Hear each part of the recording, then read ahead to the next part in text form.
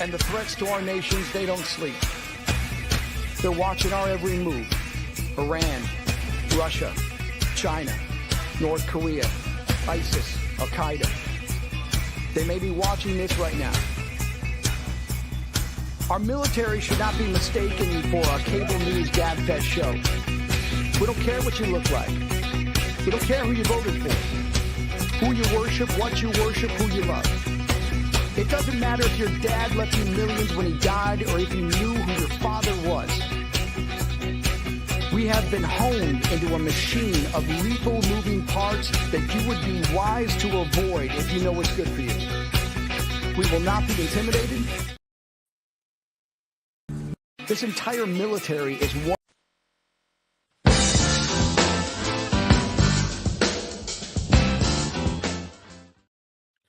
Welcome back to the Battle Rhythm Podcast. My name is Caesar. We're on MBR Radio, brought to you by LT Defense. Here I'm joined by Eddie Terry, who is a candidate for the Junior Vice Commander for the Department of Texas. We had a little snafu right now with our sound guy. I think I'm gonna fire that guy because he didn't know what he was doing. I don't know. The peanut gallery's back there. I got Big Grizz and H. So for whatever reason, they just like my show. So I guess they're coming on all the time. So it is what it is. But Eddie, how are you, sir? How are you, sir? I'm doing great. Good to see you, Caesar. You too. I think the last time I saw you was last weekend when you, actually last Monday when you came to the VFW Post 2772. We had the Memorial Day service. I ended up reading your bio. I didn't realize there was a couple of things that I didn't know about you, and I was kind of hurt because you never told me. So, I cried myself to sleep that night, which is fine.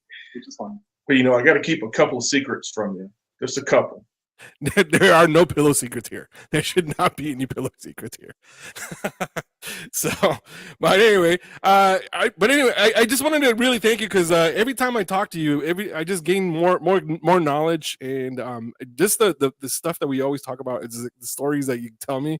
Man, it just gives us one of those things of where we talk about our battle scars, or the stuff that we pulled up when we were in the military. That's the biggest thing. One thing that really drew me to the VFW was the fact that we could just go in there and just talk about nonsense, and it'll be good. It'll be fun,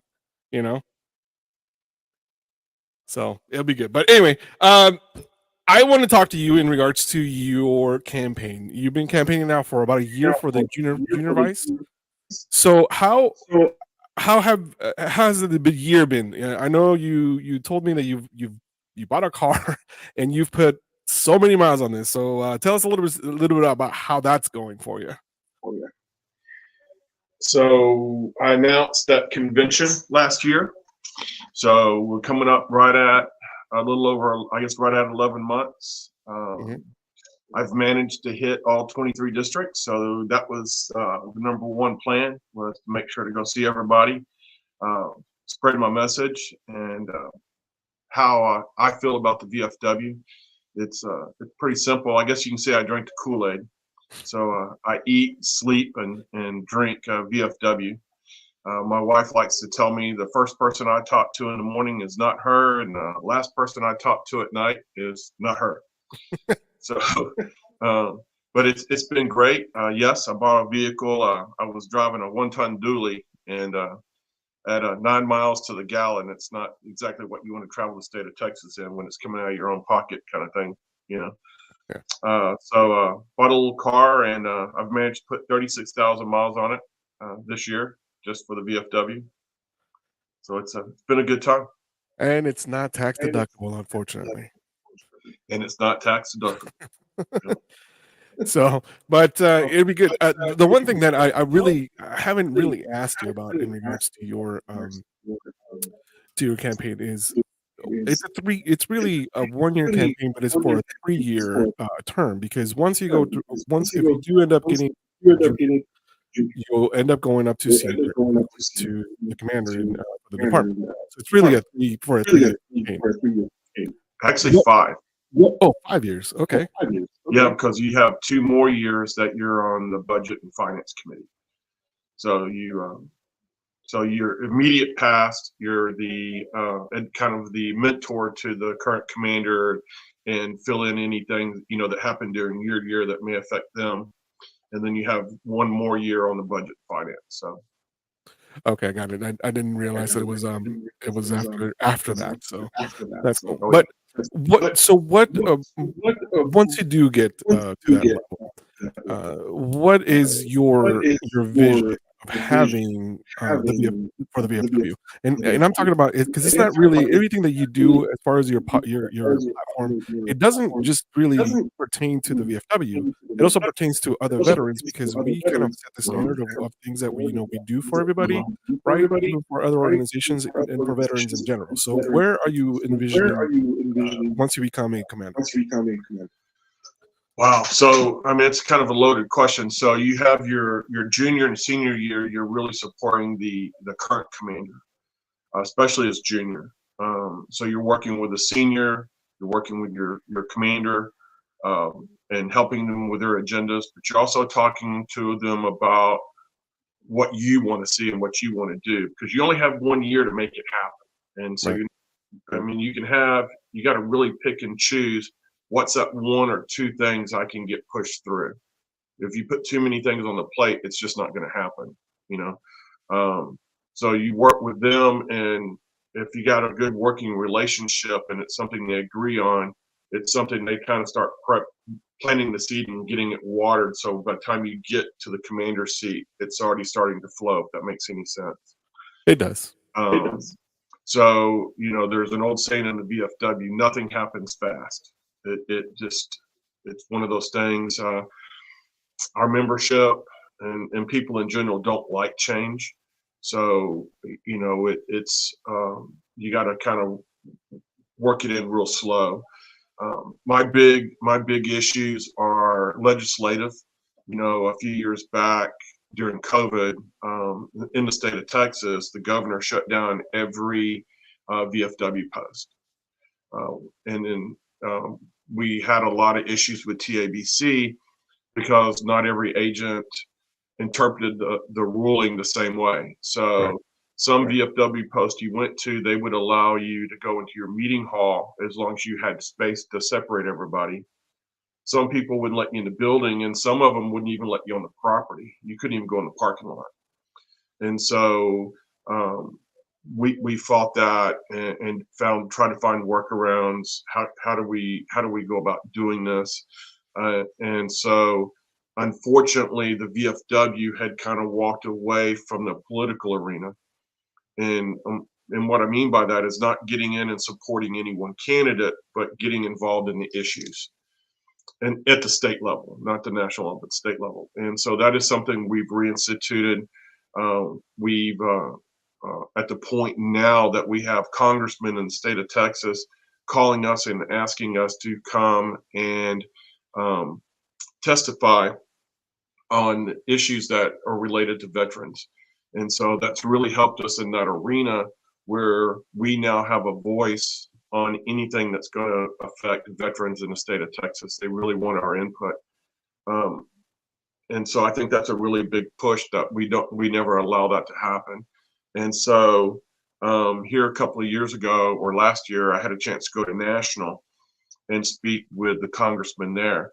And one of the things I learned is every year veterans benefits are on the chopping block. Right. It's they look at it every year, and we have to go in and fight to make sure that they don't take those benefits. They're always looking from somewhere to pull money for whatever little project they want to work on. And so we have to go in and let them know that, hey, this isn't going to work in your favor if this happens. And that kind of ties into membership, because if you don't have the numbers, one, you don't get to talk to them, and two, they don't really listen to you. And so, over the last decade, our numbers have been dropping in the VFW. So Iraqi, Afghanistan vets, we need you. Come join. We need your numbers. Your membership's a vote, and it's a voice when we're fighting these people. Yeah. So then next is communication. I have a firm belief that knowledge is power and power is knowledge. And so if information from the top is flowing down to the bottom and membership itself is not getting that message, then how do they know what needs to be done or what the issue is and how to fix it? And it's the same way going from the bottom back to the top. If it's not getting from the member to the commander, how does the commander know how to adjust fire to make sure that things are getting done? If that makes any sense. And then, of course, last is training, and that still ties into power is knowledge and knowledge is power. And that is that we have so many new members, or we have that brand new commander or that brand new quartermaster. How do they know what to do if we never train them? And in a lot of cases, we're asking a volunteer to run a business. So, a lot of posts have canteens. Well, that's a business of the post. Mm-hmm. And that's where a lot of our issues are, but it ties into the membership doesn't know how to run a business, and we need to train them on how to do that. And it's really been a conflict within the VFW because they say, well, we don't get involved in canteen issues. In part, that's right, but in some part, we still have to set them up for success, and we're not doing them. We're doing them a dishonor by not doing that. And so I think we've found the right workaround and the way to word it, where we're not telling them how to run the business, is we're coming in, we're giving you ideas on how to run your business, give you that tool in your toolbox so that you kind of know what you need to do and how you need to do it. We have so many people that are in trouble with comptrollers, with TABC, with the IRS, simply because they didn't know how to do it. If that makes any sense. No, it totally does. What we found also that when I've seen this, that we have definitely stepped up our game in the last couple of years. That you have had the training for a lot of different folks. In the midwinter and also in the summer, right after the convention, usually have those trainings for, and a lot of people actually have responded and actually come, and it's important to have that knowledge base and that training, because again, a lot of us don't know how to run a business, and then we get put into these volunteer positions that require us to have a little bit more business savvy, and we need to be well equipped with the information, especially when you deal with entities like TABC and and the states and different things that can get us shut down, because if you commit some type of crime, a violation, not a crime, a violation of laws with TABC, the not only is a post in trouble, but then also the department can be in trouble because of the things that can happen. Absolutely, and another thing that is that throughout the years or throughout the year we have change in leadership, or we have change in position.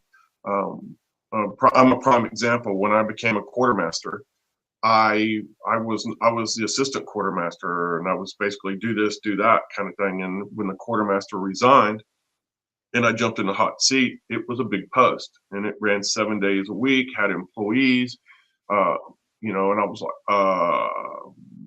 payroll tax, what's that?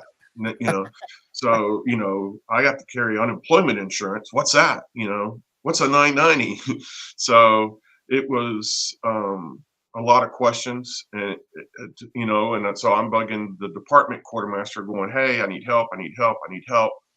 And so that's one of the things that we've worked on in training, is having videos put together where the new person can come in and go to that video, click on it, watch that video.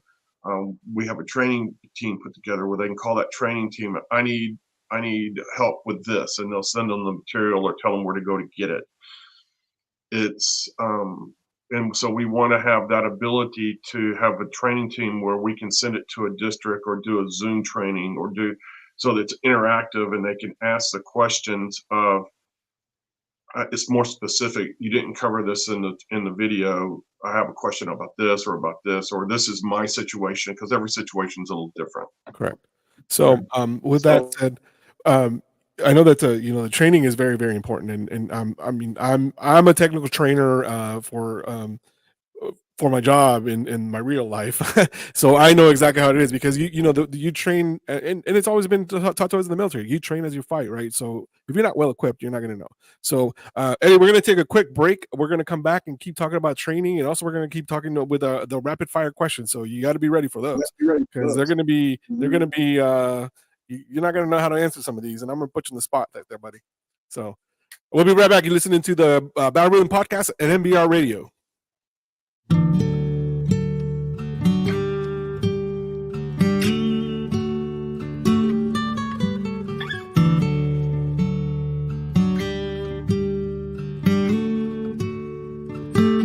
There's a bottle on the dresser by your ring. It's empty, so right now I don't feel a thing, and I'll be hurting when I wake up on the floor, but I'll be over it by noon. That's the difference between whiskey and you. Come tomorrow, I can walk in any store, it ain't no problem. And they'll always sell me more for your forgiveness. Well, that's something I can't buy. Is there anything that I can do? That's the difference between whiskey and you. One's a devil, one keeps driving me insane. At times I wonder they ain't both the same, and one's a liar, helps to hide me from my pain. One's a long gone bit of truth. That's the difference between whiskey and you. I got a problem, but it ain't like what you think. I drink because I'm lonesome, and I'm lonesome cause I drink.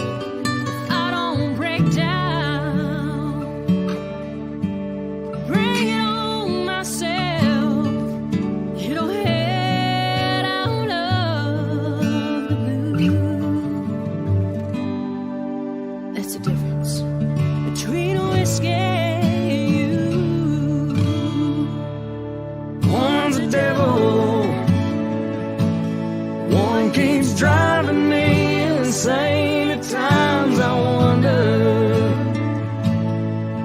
if they ain't both the same. One's a liar, helps to hide me from my pain. One's a long gone bit of truth. That's the difference between whiskey.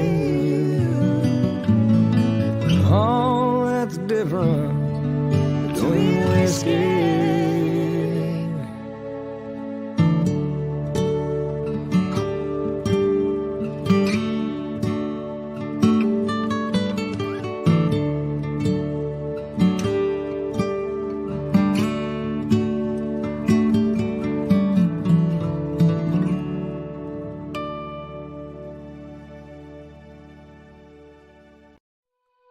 You are listening to the Battle Rhythm Podcast on Military Broadcast Radio, brought to you by LT Defense. You can find us on the web by going to mbradio.us. You can also download the app on the Apple Store and Google Play. Opinions expressed in this program are those of the speakers and do not necessarily reflect the views or positions of any entities they represent. Find us on the web at mbradio.us. Welcome back, everybody. This is with the Battle Rhythm Podcast on Military Broadcast Radio, brought to you by LT Defense. They're great tactical stuff that they have a bunch of stuff. I was looking at their website the other day, and man, I want to get all that stuff, but I can't afford all that stuff right now. Just can't. So, but one day maybe I'll win the lottery and actually get some stuff. But we'll see. I thought you said I got a 500. Say again. $500 gift certificate for being on the show. Oh yeah. That's LT Defense. It's in the mail. Don't you worry about it. It's in the mail. Shut up, H. Nobody, the peanut gallery over there. As you know, I'm joined by my producer, Big Grizz. I'm calling my producer now because I tell him what I need him to run, and he's running it. Although he ran it incorrectly this morning, I'm already firing him. Yeah, I was gonna say that was kind of funny. Yeah, so run this promo, and the song came up. I'm like, that doesn't look like Okay, I think maybe you froze Caesar, so I'll keep talking until he unfreezes. There we go. And no, he's not frozen. There we he go. He just doesn't move. He was SF, man. He no, I was SF. talking about you. Oh, me. Oh, I move all the time, man. Look at that. Oh yeah, check it out. Cause look, I can do it. So anyway, let's get back to the show. We were talking. We're going to do our rapid questions. So we're not going to ask Eddie what we were talking about off the air because I don't want to put him in that position. So we'll go there. But anyway, we were talking about training within the BFW, but not just anywhere.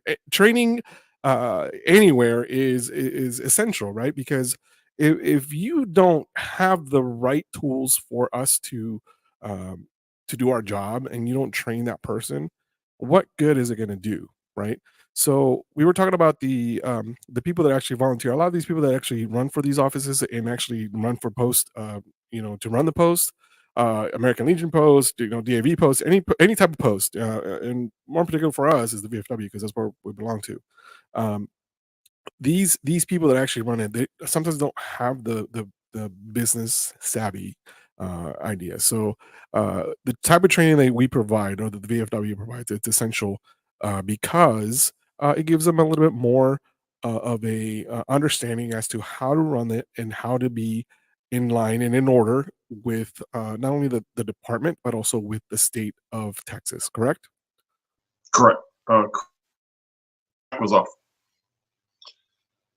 Yeah, sorry, you're having issues with our mic. So, Eddie, so how does our training work? Or you were talking about someone will call and will say that, hey, we need training on this. So how does it work?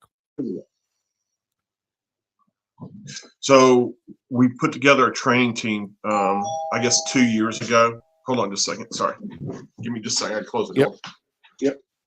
We're gonna close the door. This is how we're live. People don't know what's going on. Yeah, we don't want to listen to the dog bark. Okay, so a couple of years ago, we put a training team together, and the idea was that they would go travel to all the different posts and districts that were having issues and train them on those issues. All right, so you put together a 4 to 5 person team, and you're going to send them somewhere. All right, well, it was a little more expensive than everybody thought it was going to be because then you got to add in mileage, per diem, hotel room, so, and then if they have a job, they got to take off work. So, all right, change your plan. So we're going to set up videos. We're going to have these videos set up. We're going to put them on there. And that's a great idea. But then the membership comes back and they say, well, I watched the video, but it didn't answer my question, So, and then during COVID, everyone got real comfortable with Zoom. So now Zoom is the new tool. So as we continue to do that, the training team has been doing an outstanding job on the membership coming to them and go, okay, we would like training on this. And so they put the material together. And we're in the process now of whenever they go give that class of doing a recording of the class, so that class is on file for people to go back and look at as an archive. So we want to continue that progress. We also changed the training that we do at our officer training school. For years, I could almost quote what the instructor was going to say word for word because it had been the same thing for years. I could almost give the class without even stepping into the room and looking at the PowerPoint presentation type thing. So we revamped everything, we updated everything to come in, and then we did something that was a little controversial here a couple of years ago, and we changed the training so that if you were on the command track, you go to these classes. If you're on the quartermaster track, you go to these classes. And then membership, you pick and choose out of those which ones that are most important to you. So we give them I won't say the two most important people, but the heads of your post a track to go down so they know what classes to go to. And we got great feedback on that. And so now it's just a process of continuing to go to the membership and go, what is it that you need training on? What is it that you would like to see training on? And then finding ways to fit them in there. Everyone has to realize, though, that we're trying to put out a lot of information in 3 days. And, I'd like to think that when you go to this, your cup overfloweth with information. I know that I pick up something new every year. So every year I go, I'm like, oh, why didn't I know that? Or why haven't I picked that up yet? So it's definitely going in the right direction. And I'm a firm believer if you're not improving, you're stagnant. And if you're stagnant, you're going to go backwards. You're not going to go, your organization will start to fail basically. Right, and we can't get stuck in the old ways, right? We need to be evolving with the times because, and I had this conversation with Lynn Toomer, who's a friend of the shows, and he was on my first show with NBR Radio, and we were talking about that we need to embrace a lot of the change, right? A lot of us are so set in our ways that we like, nope, this is the way we ran things, this is the way it's going to go, and this is what to a point that worked for a long time, but things are different now where we have to be more with the times, right? Like I know that Lynn hit one of his platforms things is technology. Doing podcasts like this, like I'm doing, where we give our information and then we have a lot of resources. I have been able to use this platform and this medium to actually get a lot of different veterans to different things. A couple of weeks ago, I sent you a text. I don't know if you remember this. I sent you a text and said, "Hey, you live in Tarrant County, right?" And you're like, "Yeah, sure do." I was like, "Hey, I have a veteran who is in need of assistance." One of my listeners actually was the one that sent me the text and said, "Hey, do you know anybody over there?" I was like, "Yeah, sure, I do. Give me a minute. I'll try to find something out." And what happened is that uh, we were able to because I reached out to Eddie. I said, "Hey, I need do you know anybody what's this area over here?" And he said, "Oh, that's this post." So he sent me the commander's information. I gave him that same thing. I sent it to the person that texted me originally, and they were able to actually get assistance for this veteran who I don't know the full story. I don't know if he lost his job or whatnot, but they were about to lose their house and their car, and the VFW stepped up and actually gave him $500 and donated $500 so they can actually eat because they're like, hey, they're having a lot of issues, like they can't eat, they can't do this. So thanks to you, Eddie, that was that was huge for them. So we put the VFW. That's what we're about. Helping other veterans. But I'm glad that all worked out. And speaking of what you're talking about, my backdrop you have there, but we've always done it that way. So, and I'm a firm believer in that. A short story. Early on in my career, I had a first sergeant that was a little rough around the edges. We'll go that way. And so he would come up with this stuff, and I would go into his office going, "We can't do it." And why? I said, "But that's not how we do it. We've always done it this way." And he would make me do it differently just because, even if it wasn't the best way. So I had to learn different ways to come into him and explain, we've tried that before. It doesn't work. This is why, or we do it this way because, and here's the reasons. And so I learned very quickly that it doesn't hurt to try something new, to see if it works. And as I progressed in my career, I started doing the same things. If I had a team that, what we've always done it that way, well, we're going to change it up just because, and for no other reason. Just one, to get out of that rut, and two, to try something new, get yourself and get them out of that comfort zone in order to grow. Yeah. So I spent a lovely 36 months on recruiting duty, and I had to. We didn't agree with each other. I didn't like recruiting command, and they didn't like me. But I was successful. I survived it and moved on to other things. But it taught me a lot of things, and one was to not be afraid to get out of your comfort zone. Right. To try that new thing, to reach out there and grow. So it was a very good learning experience. Right. So I'm gonna ask you a question. You've been to our post 2772, and you've heard of Mr. Hahn, right? Actually, he wasn't there at the memorial service the other day, but you've heard me talk about Mr. Hahn all the time, right? I don't think so, but then I have short-term memory loss. So okay, well, let me refresh your memory. So Mr. Hahn is a 95-year-old veteran. He's a Marine. First of all, he's a Marine, so Semper Fi to him. He's a 3-war veteran. He is a World War II, Korea, and Vietnam. So 3 wars, 3 of the major wars. He was also part of the Frozen Chosen in Korea, where they were under negative 90 degrees, where it was cold and everything, and they were using. So anyway, his name, we call him the Tootsie Roll Man. I'm going to play not a bit, but something that was the local news actually did a story about him. And Mr. Hahn is probably one of the most lovable characters that we have here, and it's this guy, like, he brings a smile to my ear, to my face all the time, because he is so humble about it. He would never have known that this guy was actually under fire, did all this stuff in Korea, and it was 1950 when this happened, and he'll tell the story. So we're gonna go ahead and play this, and we're gonna go to a quick break.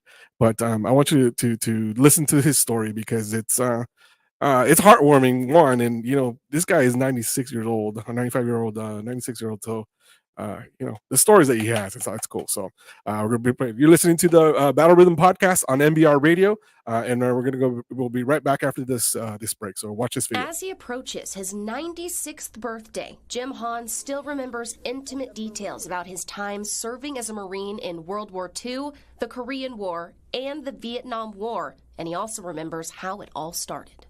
Mother wasn't going to sign. I told her, I said, if you don't sign this, I'll lie about my age. And she signed.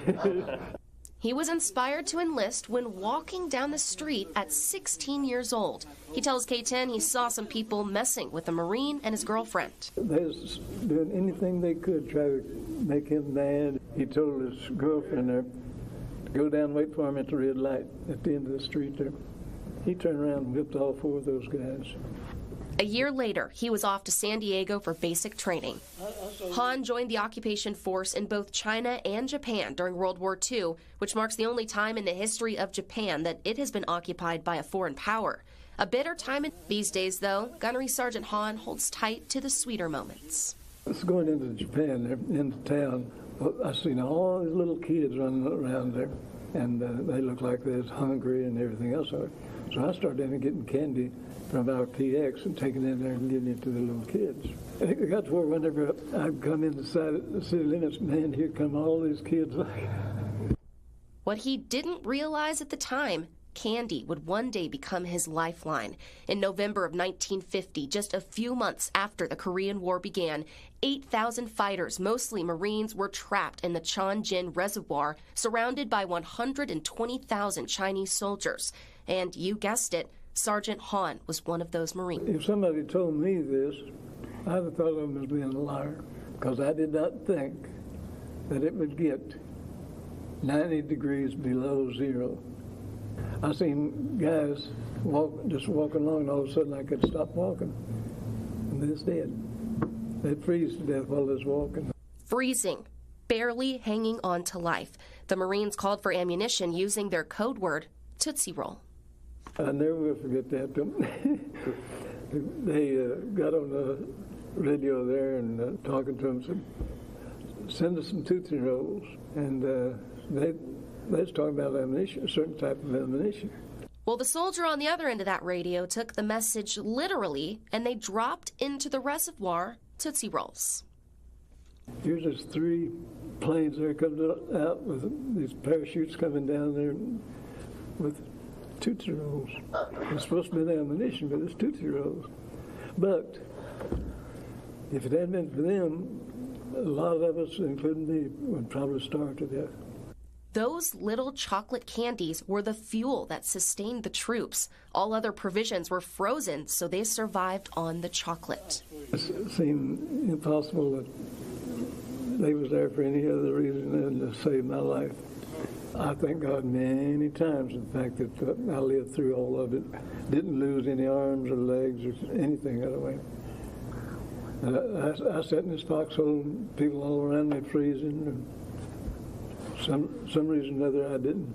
He says all he thought about was his next breath and how he would use it. I don't know, I still think about it sometimes. I know that God saved me from it. Try to thank God 3 or 4 or 5 times a day about that. Decades later, Sergeant Hahn literally holds on to that memory with a bucket of Tootsie Rolls made specifically for him with American flags after the company heard his story.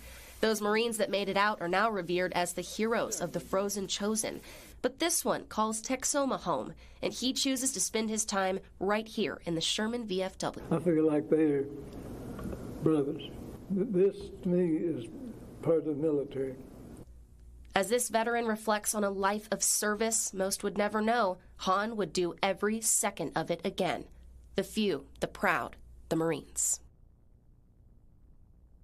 It was such an honor to be able to sit down with Jim. And I just want to say right here on the record, thank you for your service. Not only a World War II veteran, a 3-war veteran. He decided to just keep going back. I know. And you know, I had heard that, I knew that there was something involving Tootsie Rolls, but that was the first time I actually heard that full story, and that is so incredible. And he's just walking around Texoma. Oh, how cool. Amazing. Opinions expressed in this program are those of the speakers and do not necessarily reflect the views or positions of any entities they represent. Find us on the web at mbradio.us. Welcome back to the Battle Rhythm Podcast. My name is Caesar. I am joined here by Eddie Terry, who is the junior vice candidate for the Department of Texas. And I have to say candidate because every time I introduce him to somebody else, it's always been like I've never get that whole candidate thing. He yells at me. He's like, "It's candidate." I was like, "I'm sorry." Yeah, I'm sure Dave Walden wouldn't want me taking his position from him. So, you know, I reached out to him. I was like, "Hey, you want to be on the podcast?" No, I never heard back from him. I was like, "Okay, well, you know, you don't want to be my friend anymore." I cried. Well, he's a little busy. Yeah, I'm assuming, especially because we're conventions next week, so that'll be good. But what did you think of the story? That's an outstanding story. You know, that goes back to part of the greatest generation. It was, you know, just unbelievable. I so kind of a unique situation. My father should have been drafted for World War II, but worked on a farm. And so they told him, "No, you stay home and work the farm. We need food." And so at 26, he was drafted to go to the Korean War. And my grandfather was in World War I. My great grandfather was in the Civil War. So oh wow, it's we kind of jump some generations there, and that's kind of what happens when you're the youngest of the group. You know, so my grandfather was the youngest of his father's children. Then I'm the youngest of my father's, and so you have those age groups in there, and it's so. But you know, running around with uncles that were in World War II, Korea, you know, and hearing stories about your grandfather that was in World War I. So and what they went through compared to what I experienced in my combat time is it's definitely some changes in time. It almost kind of ties in with training and moving forward. You know, a lot of people always talk about, well, why are we going to do that? And this works just fine. And I'm going to quote Dan West, our adjutant general. You know, he goes, well, you know, in the Civil War, we fired muskets. So are we still going to go fight wars with muskets? You know, they work just fine. You know, so it's as we move forward and technology changes, we have to continue to train with technology. And it's an ever growing an experience. You know, 10 years ago, had you told me I'm going to be on a podcast and we're going to be having meetings on a computer, I would have shook my head at you and go, you know, this thing doesn't even operate. There's no way. You know, it takes 30 minutes to log onto the internet. So Yeah, exactly. We don't, as though we don't hear that. Now you've got mail. You know, you don't hear that anymore. But it's crazy. The one thing that really I have to point out about that story is that she was right when she said that, you know, we don't even know what people are. You just see people. You don't know what they've done. You don't know what they have lived through. You don't know what they've seen. It's unbelievable that you know, he had to endure all that stuff, and it's remarkable the fact that you know, he's still alive and kicking. And the funny thing about it is that a little backstory, because I was there when they were doing the interview. I was the one that actually set all that stuff up, and Bailey Vaughn was like, "Oh my God," she was, you know, she was like, "Oh, Jim," you know, and then Mr. Hahn, he's clever. He goes around, gives her a hug, and he's like, "Oh my gosh, Jim, you're gonna have to hang out." He's like, "Okay, well, just, you know, why don't you just give me a kiss on," you know, he turned around and basically almost kissed her in the lips, and it was the funniest thing. She didn't catch on to what he was doing. I was like, man, I want to get to 96 and be like that, you know. Nobody's gonna say anything at all. it's you meet some characters. I had an opportunity. Backstory: a lot of people probably don't know. So the first helicopter that was flown for the President of the United States was not the United States Marine Corps; it was the United States Army. And I had a chance to sit and visit with the co-pilot of that helicopter. He was actually picked it out, and in his 90s, World War II veteran, and he was a mess. Now, it was definitely age definitely comes with its benefits. We'll go that way. Yeah, that's it sure does, but it's one of the things. So what's up next for you? You have we have the state convention next week. So how are you feeling right now? Whew. So there's two ways to run a campaign: run unopposed or run scared. Mhm. So the other two candidates are they're good people. Membership will speak. We'll see what membership has to say. Of course, you know, I feel that I'm the best qualified, and I'm sure the other two feel that they're the best qualified. But it's been fun. I got to visit with a lot of people, made some new friends. Actually, I'm born, raised, and bred Texan, but got to see parts of Texas I hadn't seen, which is kind of hard to believe. But it's been a wild trip. It really has. If I could do it all over again, I would. Hopefully, I don't. It was, like I said, it was a lot of fun. If this is something you want to do in your future, I would say start saving pennies now, because it's not cheap. But it was, like I said, had a blast. Had a blast. I want to thank all the districts for their hospitality. It was, and all the posts. It was a learning experience. I'll go that way. Yeah. So, but let's point something out. You have some raffles and giveaways that you still have available, correct? I do. I was going to pull it up. So, off the top of my head, so we're selling raffle tickets. They're $20 a piece. The first place is a 4-person 2-day duck hunt in Louisiana, and room and board is covered. have a 4-person Gulf fishing trip out of Rockport, a 2-person bay fishing trip, a barrel smoker that's white and black. I wish I had a picture of it for you, but it's white and black, and it has Texas on it, and with the cannon and come and take it. I'll see if I can find a picture here real quick. And then we have a 12-gauge Benelli shotgun and a crossbow. I think that's everything. And all for $20. But it's a progressive lottery, right? It is progressive. So if you win, your ticket will go back in to be drawn again. There you go. So you can potentially win everything. Potentially, the odds of that, I would actually do a side bet on the odds of actually somebody winning all of it. Well, Caesar, I was told you were going to buy 100 tickets. So.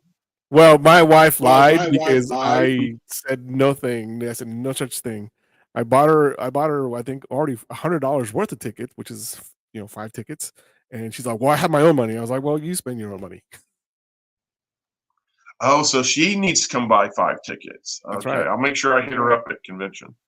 Well, yeah, you better, especially because actually she will be at your hospitality room because we're going to be setting it up that Friday. So we're going to be doing that this week. So it reminds me, I got to go Hobby Lobby and actually get a bar for your logo. Yes. So on that, I will be there Tuesday to set up. So we'll do a soft open Tuesday night. We'll have food for lunch and dinner. It's there until it's gone. Had some great people volunteer. So what the food's going to be is a surprise to us all. We will see what it is. So swing by, come see us from some comradeship and visit. Ask me questions. Come see me. Come talk to me. Get to know me. If you don't, you got a concern, got a question, have a problem, whatever it is, come talk to me. See if I can help you out. Get you pointed in the right direction. If we had talk about the good old days, whatever. And then Saturday is elections. That's the big day. Friday is when we're going to do all of our drawings. So all the drawings will be Friday. I learned that midwinter everybody leaves on Saturday. So when you do a drawing Saturday night, nobody's there. Yep. So, yeah, we're going to have a good time. It's good setup. Got some good. For more information, you can always get a hold of me through my Facebook stuff, through all my socials. You guys can get a hold of me for all that stuff, and I will be more than glad to actually give the money out to Eddie. This year, the convention for the VFW for the Department of Texas is going to be held at Anatoly Hotel down in down by, I think it's Love Field, Dallas. I said Dallas. Dallas Anatoly, so I'll be there. Eddie, we're gonna take a quick break, and we're gonna come back, and we're gonna talk the rapid fire questions that we never got to because I always forget to do the rapid fire questions. This is the 3rd show I've done, and I always forget them. So we'll be back. You're listening to the Battle Rhythm Podcast on NBR Radio. Giving veterans a voice. Introducing LT Defense Tactical Gear, your ultimate solution for top-notch protection and performance in the field. Our armor bundles provide unmatched safety and comfort, while our battle belts and holsters ensure quick and easy access to your gear. Stay prepared for any situation with our high-quality medical supplies, designed to keep you ready for action at all times. Looking to enhance your skills? Our firearms training programs will take your proficiency to the next level. Trust LT Defense for all your tactical gear needs and gear up for success on the battlefield. This entire military is one cohesive, dedicated force. And the threats to our nations, they don't sleep. They're watching our every move. Iran, Russia, China, North Korea, ISIS, Al-Qaeda. They may be watching this right now. Our military should not be mistaken for a cable news gabfest show. We don't care what you look like. We don't care who you voted for, who you worship, what you worship, who you love. It doesn't matter if your dad left you millions when he died or if you knew who your father was. We have been honed into a machine of lethal moving parts that you would be wise.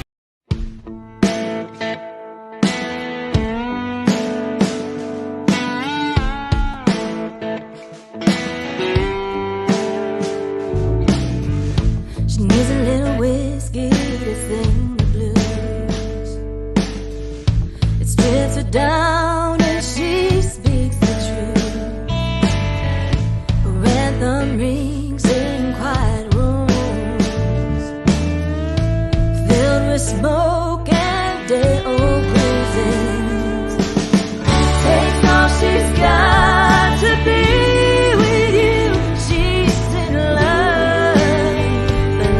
Don't matter anymore. Down to pain to make it through. All she ever wanted was love, not war. And now all that remains is this spinning road.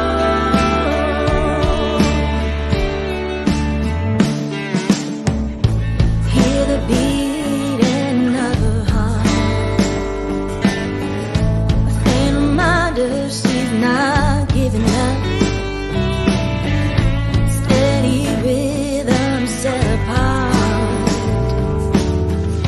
A marching drum for hope and scars. The meek and mild turn to stone. Protection from unending storms. And when the moment comes to call, so strike up a road ahead it all. Took all she had to be with you. She loved you, but love don't matter anymore. Drown her pain to make it through. All she ever wanted was your love, not a war. And now all that remains is getting over you. Took all she had to be with you. She loved you, but love don't matter anymore. Drown her pain to make it through. All she ever wanted was your love, not a war. And now all that remains is getting over you. All that remains is getting over you.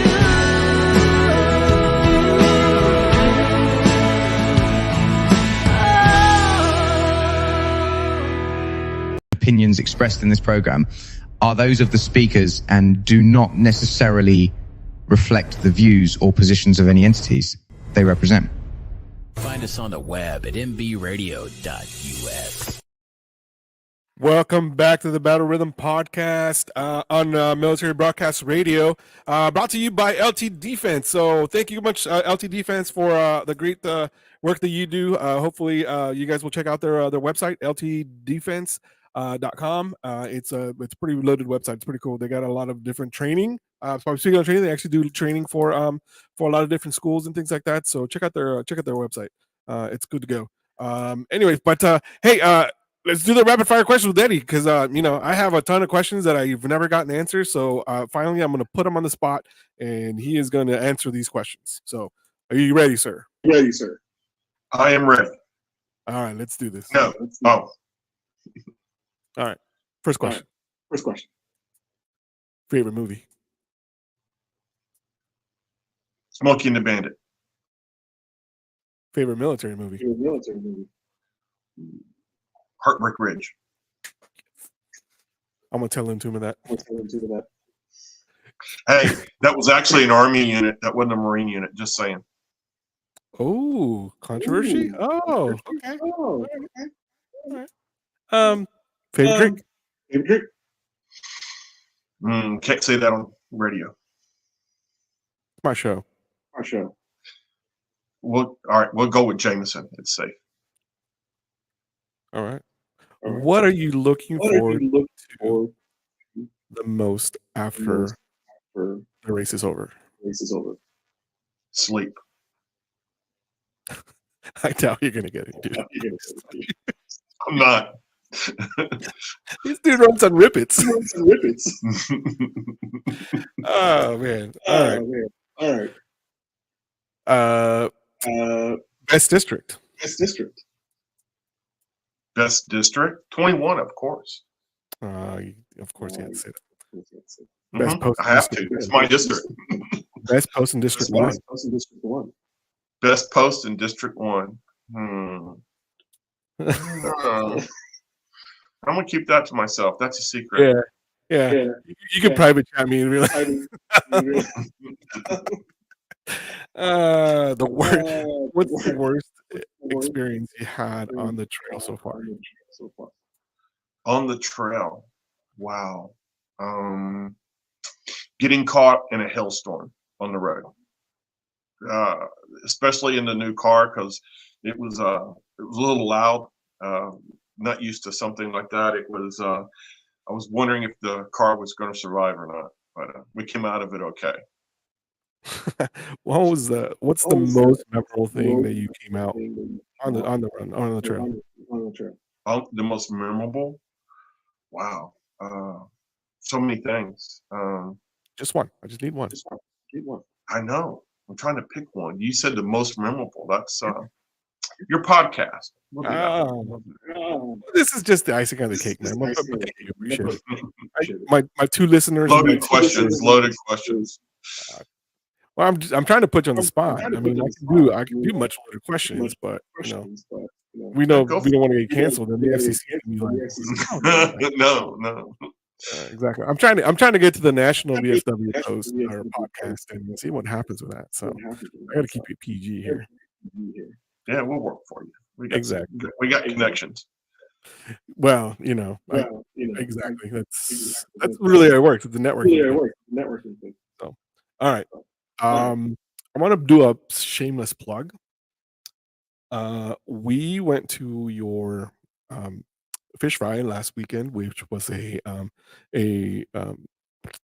fundraiser for your campaign and also for Lynn Toomer's campaign for the National Commander in Chief. And there was a new bottle that I had never heard of, and I had never tasted it. It's actually by Big Rich, John and Rich, or Big and Rich, John Rich. Big and Rich, yeah, John Rich, yeah. It's called Riviera. Riviera, yes. And if I'm not mistaken, they're actually a sponsor of the VFW. Or sponsor of an event of the VFW. Yeah, they are a VFW sponsor, and they actually put a plug out for our post. So you came on, did a little plug for our post. It was outstanding. Yeah, I hate you. I do. I really do. Didn't even call me to tell me. I don't know. This pillow talk is not working anymore. I want a divorce. One more week. Yeah, right. Exactly. All right. Well, that reminds me. So you're doing podcast from my campaign table at convention, I believe.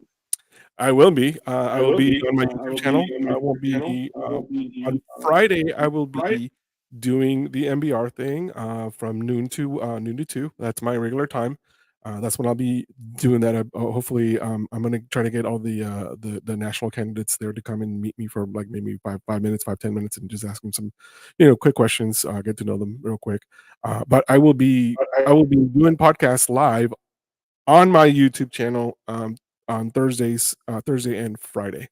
So that's the only 2 days that I'm able to. We're looking forward to having you set up at the table.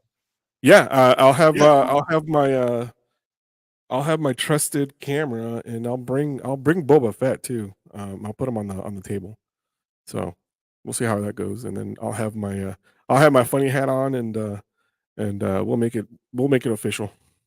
That way, it'll be an official thing for the state. But Eddie, I want to thank you so much for taking the time. I know you got a lot of cooking to do today, like you always do every week, down at your post. So thank you so much for taking the time and actually coming under these rapid fire questions that I finally was able to do on somebody, because I always forget to do them. And I just I thank you because you've you've shown me a lot of different things. I text you about how to approach things in regards to the VFW and how I should do it, and you've always been a great mentor to me. So thank you so much for taking the time to coming on. First of all, and on last minute, because I literally asked him last night, and then today. So thank you. Thank you. Caesar, thanks for having me. I'm honored to be your mentor. It does mean a lot. It really does. I can't thank you for enough for everything you're doing for the VFW. Keep it up, brother. We're all learning. We'll go that way. So it's okay to make a misstep here and there. Just, keep moving forward. It's all good. Lord knows I made my share of mistakes. Some people got some stories on me out there. So, but it's all good. It's all good. We learn from our mistakes. We move forward. It's all about the brotherhood. We'll call it that: brotherhood, sisterhood, comradeship. Picking each other up, moving forward. Being around like-minded people. We're called veterans for a reason, because we'll never be civilians. Just based off of what we've been through in life. But this is a great organization. We're doing great things. I'm proud to be a part of it. I'm proud that you're a part of it with me. And let's go forth and do great things for our veterans, family members, service members, widows, and orphans. Yep. Fired up, man. Fired up. Fired up. Together we can do more, brother. Together we can do more. Right. That's right. All right. I'll see you in a couple of days. I will see you on. I will see you on Thursday. I'm gonna try to come on Wednesday, but I doubt it. I wasn't able to get it off all day, so Thursday. Thursday it is. I'll be there. Eddie, thanks so much, man. I will see you. And Rippets are your best friend. They're at the 99-cent store. They're $1.25. So, love you, brother. You have a good one. Thanks for having me. Thanks for coming on. So, yes, sir. All right. Well, that was Eddie Terry. He was with the VFW. He is a candidate for the Department of Texas. He's a junior vice candidate for the Department of Texas. So, thank you so much for joining me. It was an honor, and I will do that. So, what we're gonna do now is we're gonna take a quick little break. You are listening to the Battle Rhythm podcast on Military Broadcast Radio.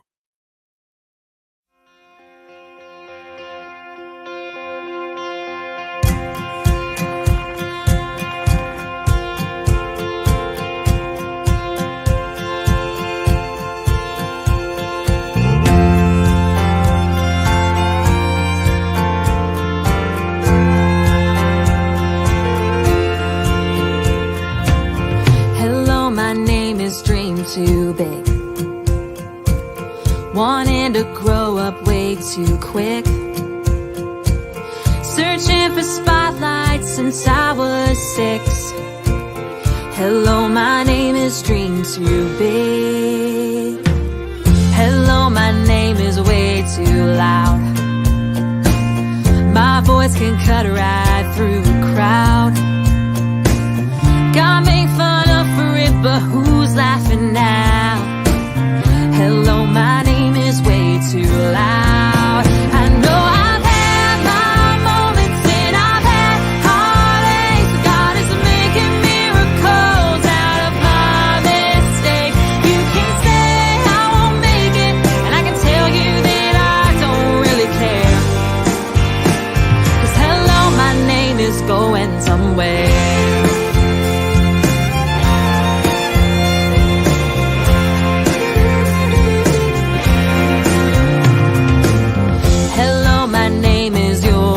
Far. Lost all my words in a mason jar. Locked eyes with a stranger at the end of the bar. Hello, my name is You'll Go Far. Well, hello, my name is One More Try. I put too much stock in bad advice. 'Cause anything worth leaving is worth loving twice.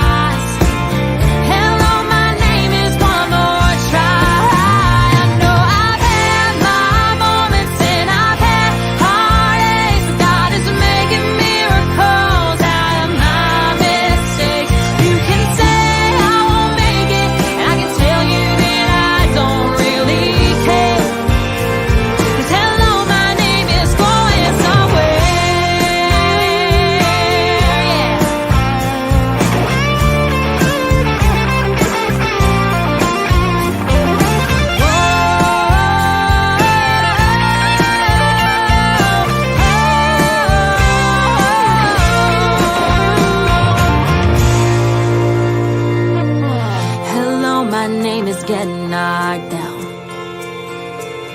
You're never gonna leave the ground.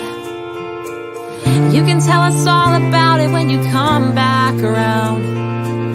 Hello, my name is Get Knocked Down. Hello, my name is Stand Back Up. Keep moving even when it gets rough. I've given so much, but I ain't giving up. Hello, my name is Stand Back Up. I know I've had my moments and I've had heartaches, but God is making miracles out of my mistakes. You can say I won't make it, and I can tell you that I don't really care. 'Cause hello, my name is going somewhere. Going somewhere.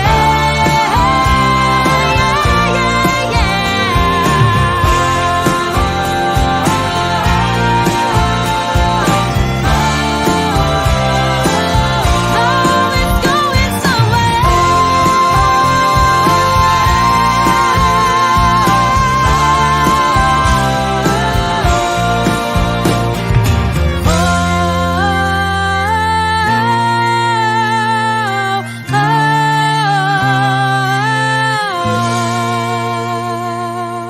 Opinions expressed in this program are those of the speakers and do not necessarily reflect the views or positions of any entities they represent.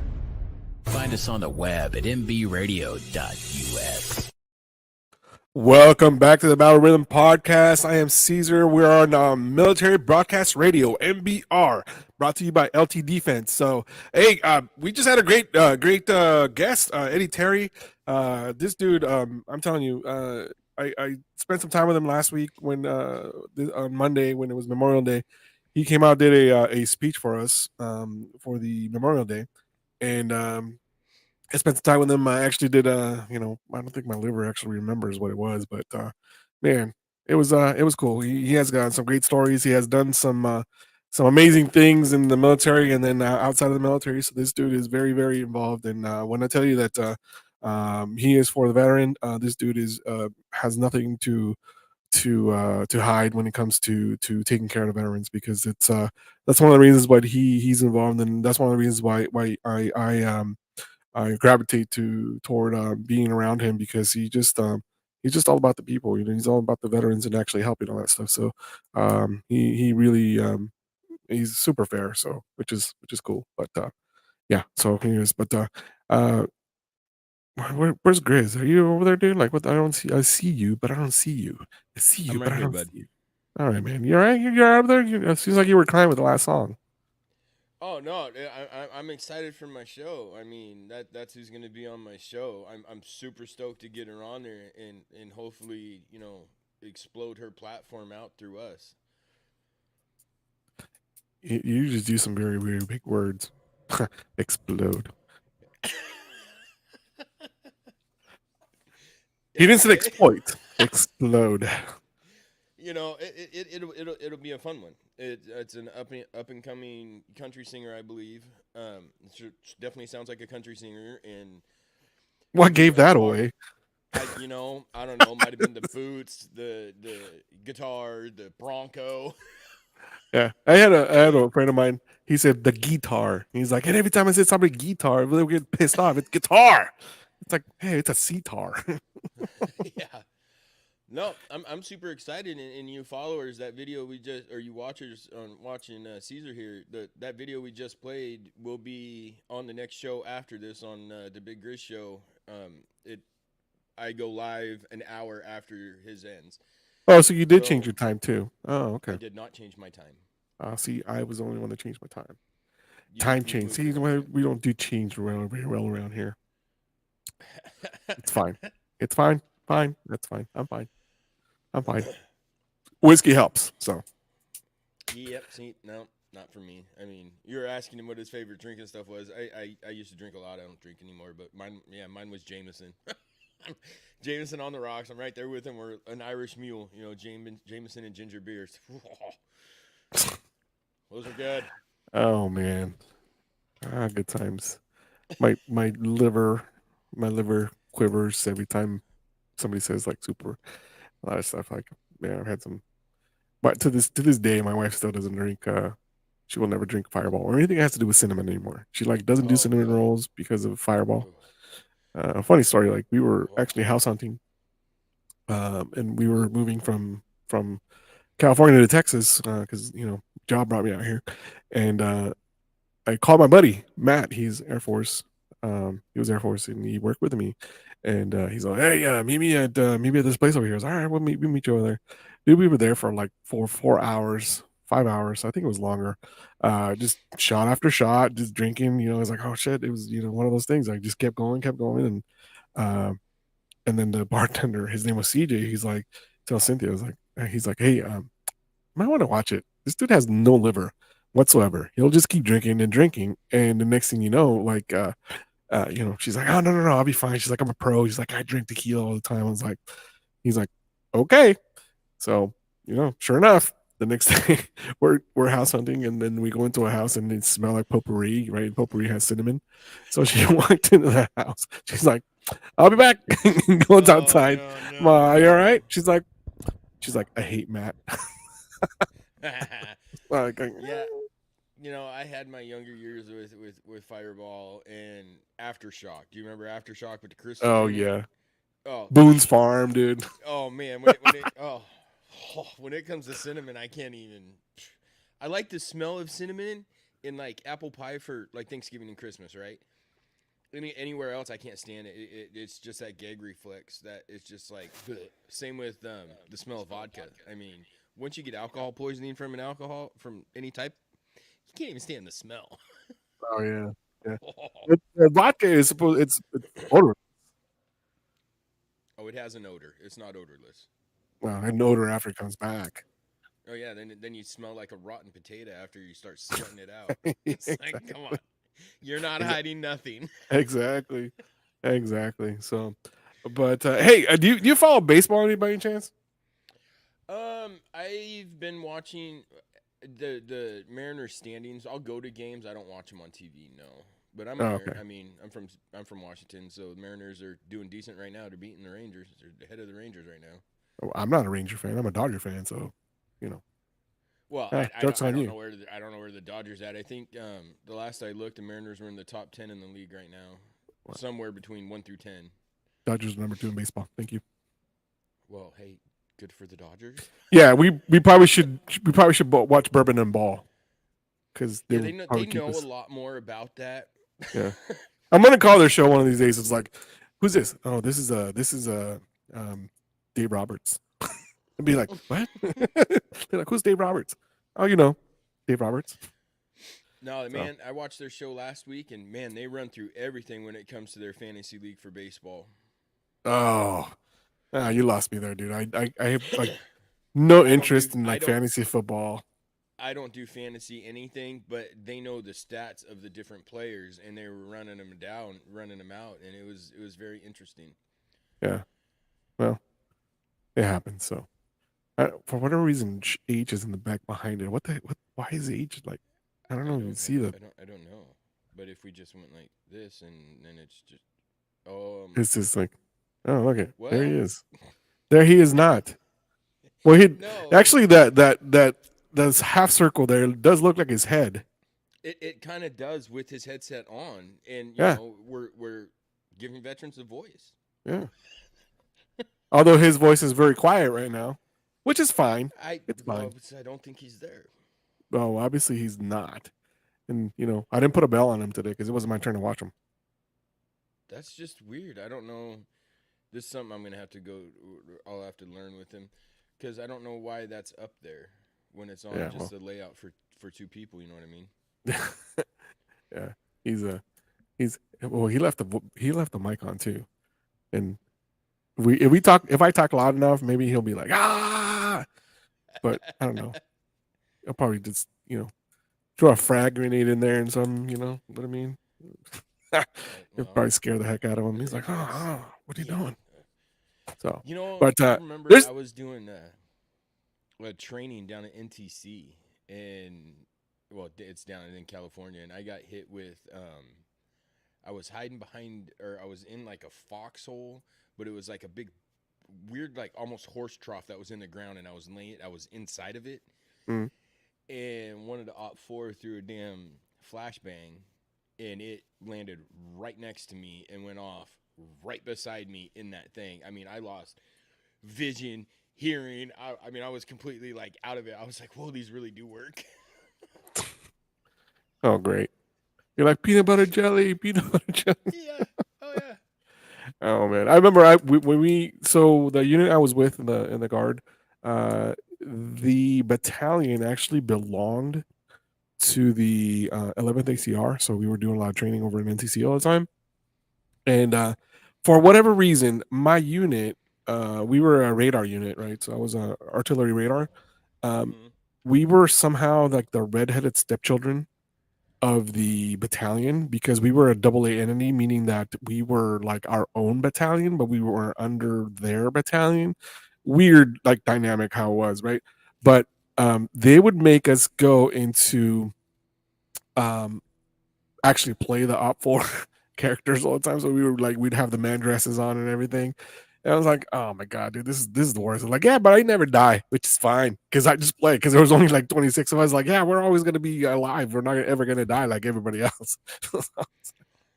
I've we got lucky. We got to play Op 4 a couple of times, and that's just fun. I mean, because the Op 4 you're going after, or if you're Op 4 and you're going after the units are training. You're just out there to have fun. Yeah, because it really broke down like the monotony of actually just training. Because sometimes training, like, especially if I don't know, like sometimes I felt like the leadership was like always like, oh my god, we got to train, blah, blah, blah, blah. And then like a lot of the soldiers were like, this is crap. Like we don't really want to be out here. It's freaking hot as hell, you know. Because NTC gets hot. I mean, hot. It's only like 150, 100, like 200 miles from Vegas, so it's in that desert where it's hot as hell. And you know, 29 Palms is like right up the road from or down the road from there as well. So a bunch of Marines know exactly what we're talking about. But NTC is uh a crap hole. Sorry to say, like it's the armpit. It's the armpit of the world, dude. Oh, it was terrible. It was not fun, and we were there I think 3 months. We ended up being there because it was right before our first deployment. So we knew we were the invasion, and they stuck us at NTC to get caught up on everything. And it's like, oh man. I mean, we knew we were going some months before, and we started training. Yeah. And oh man, that ain't fun. That was definitely was not fun. So NTC is the armpit of the world. JRTC is a swamp ass of the world. Isn't that in Louisiana? Is that full? Yeah, it's a swamp ass, dude. Like you go walk around there, it's just swamp ass. I'm like, oh my god. Luckily, I never ended up going to JRTC, so thank goodness for that. Then you got YTC up here, Yakima. As Yakistan. Yeah, I've been there. Just as actually bad as NTC, just not as hot. 2009, the Washington Guard. There is a unit, a radar unit that actually is up there. I don't remember the name of it, but it's up there. They called us in the California Guard for my battery. So my battery was a radar unit. So my unit had been deployed constantly, and we were going left and right. We were going all the time. So what happened is that they called us. They're like, oh, these guys have actually been running the new radar. So why don't you just come up there? So we actually did our 2 weeks up there, and that was the first time they actually had fired live rounds in the area. And we were actually tracking rounds, dude. It was actually pretty cool because that was the first time in 10 years that they had run any radar operations. So that was actually pretty cool to actually have been part of that. And, yeah, it was live fire. Mm-hmm. Really? Yep. That's interesting. We had we had artillery rounds. They had howitzers, I think. And we were tracking the rounds, so we had two different radars. They had the Q36 and the Q37, and They were in different areas. They were set up in different areas, so it was pretty cool. Um, the funny part about, I think I talked about this the other day when we were there. We had several people in my section that were advanced party because they went out there with the with the with the radar, and they're like, "Oh yeah, we're gonna get advanced party." So we had 3 rental vehicles, and we were like when you go into Yakima, there's that road, and then it takes you back out toward the ranges, right? So like the barracks were like literally as soon as you come into the gate, the barracks are right there, and then we were there. And the funny part is that we had 3 rental vehicles because there's our section chief, our section sergeant, and I think our supply sergeant were there. They actually had the vehicles, and so we were the first. As soon as you go out and going towards the ranges, we were in the first hill that was that was able to actually track the rounds, and we we would go back and forth every day to go take showers, go do our laundry and everything, everybody else. So we had Sergeant Bobadilla, I'll never forget it. And then especially Stringfield. Stringfield is a Desert Storm, Desert Shield veteran. He actually got a Purple Heart. I did one of my podcasts, is actually on my YouTube, and he was one of my guests, and he was a fister, a 13 Fox and a fister. So they actually ended up going out there, and they were out there for like 2 weeks. And then we came back, and like we're all nice and already dressed, and then we're like, "What the hell's wrong with you? You guys just got back?" He's like, "Yeah, we spent freaking 2 weeks out there." I was like, "Have you not come in and taken showers?" He's like, "No, we were out there for 2 weeks. Did you guys?" I was like, "Yeah, every day." He's like, "You sons of bitches." Yeah, see, we didn't get to do that. We went out, we were in tents. We didn't get any of that. I mean, we didn't, even at NTC, we didn't get to do any of that. Yeah, that's funny. H is he just coming in and out, like he looks like he's just did his daily stretches. He's meditating over there. What is he doing? What are you? He doesn't have his headset on. Oh, I know. He put it down to where it was just you. Oh, look, what is he doing? Don't try to act like you know what you're doing, bro. He looks like a Buddha. Wait, what are you doing? What are you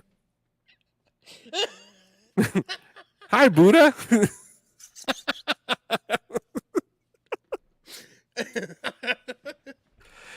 Yeah, this is one sure way of getting fired from MBR Radio, but start talking crap to your manager.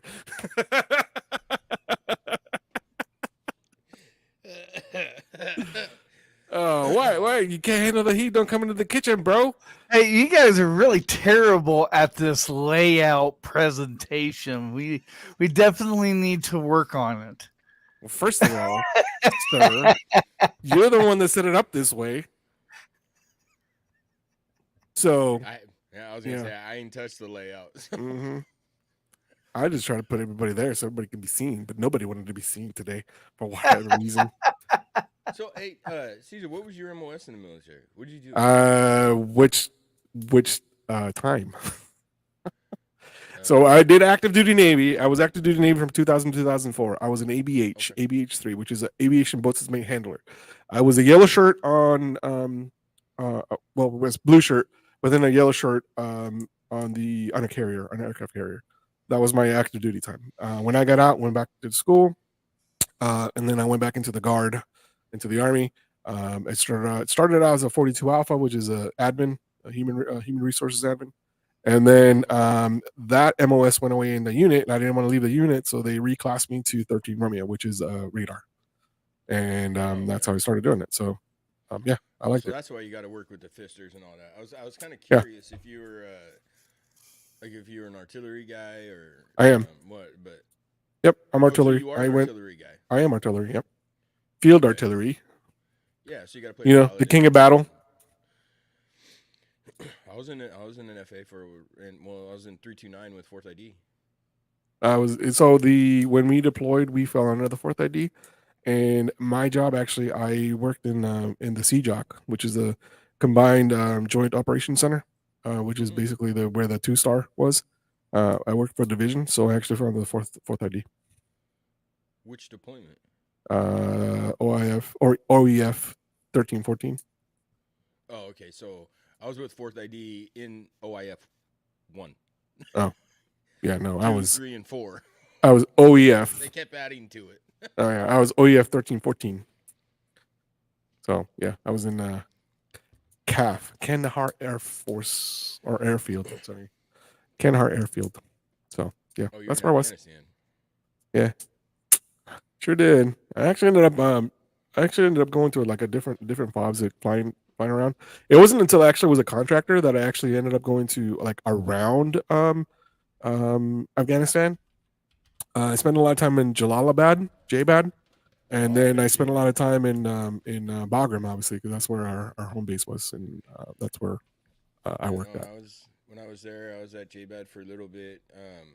We were attached with the Ranger unit, and then we went to Cornwall Valley before they shut Cornwall Valley down. Mm. That was our last. We were there to help them pull everybody out of there. Yeah. So you want to hear a cool story about it though? Like when I was actually a contractor in Bagram, in Bath.